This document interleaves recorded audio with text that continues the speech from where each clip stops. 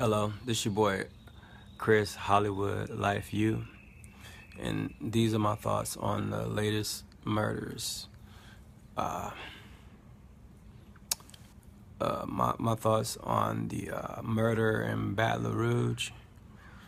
After looking at the video, I honestly feel that it makes no sense that the guy that was tackled to the ground, who was pinned up between two officers in a vehicle, was shot and murdered. Now, Baton Larouge is open carry state. And if it's an open carry state, yeah, it's a possibility that he had a pistol. But if that was the case, if you was afraid for him having a pistol, then why did you tackle him? Why didn't you shoot him first? If I was afraid somebody had a pistol and I was a police officer, the first thing I would do is shoot him, not tackle him. Now, once you got him to the ground, then you worry about him having a gun. That doesn't make sense. And then the next murder was in Minnesota. Now, after the shooting is what we viewed, the female scared. She has her daughter in the back seat, in a baby seat, and the dude is alive but bleeding to death. While the man is bleeding, you still have a gun drawn. And then, after her boyfriend is dead, you handcuff her. Why is she handcuffed? What crime did she commit? That's the thing I really don't understand. And the whole time he's bleeding to death, you have a pistol drawn on him. Why isn't there ambulance coming? I don't hear ambulance coming while she's handcuffed in the back seat, as if it's to say that the intentions was not to save his life. Now let's talk about the shooting in Dallas. This is a peaceful protest. You got a peaceful protest in Dallas. All Black Lives Matter, or a Black Lives Matter protest in Dallas. You got many people marching. So many people marching. At the latter end of that protest, of that march, someone decides to shoot at officers, and he so happened to be African descended. My truest opinion on that is the dude obviously wasn't a part of the Black Lives Matters movement. Plus, on top of that, I really feel that it was definitely not a Black Lives Matter movement, and I really don't believe that somebody just randomly just wanted to just murder cops or just white cops. Because if somebody was really upset at police, they wouldn't do it at a Black Lives Matter march. They would just do it randomly. So honestly, I just feel like it's a conspiracy. I feel like it's all BS.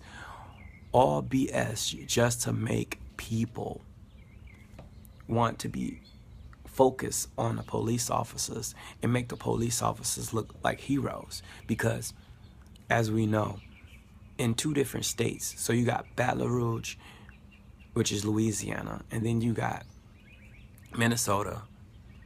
The murders didn't happen in Baton Larouge or Minnesota as far as the police officers is concerned. The murders didn't happen there. So randomly, you trying to tell me that randomly in Dallas, a peace march, somebody's so angry at something that happened in a different state, two different states at that, that they just have to murder somebody in Dallas? Come on. This screams conspiracy. Honestly, I just feel like it's a setup. I mean, it just doesn't add up. It does not add up. Now, somebody of military training. Now, if somebody was very upset, a random black man was really upset, he wouldn't just be in the military. He wouldn't have special training. He would not have special training. The guy was trained. The way he moved, he was trained. And why would he have a high powered rifle, or just a type of machine gun that shoots many bullets? Why would he spray into a crowd? Why would he spray into a crowd of people, which he could just potentially hit more than just the police officers? He could hit random people, which actually happened.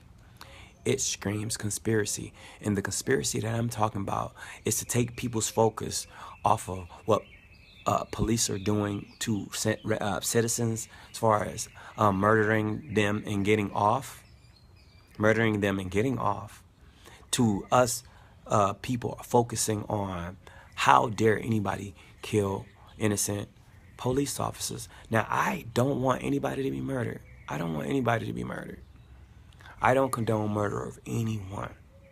I don't condone the murder of police officers, and I don't condone the murder of innocent black people, white people, no matter what color. You could be purple or green.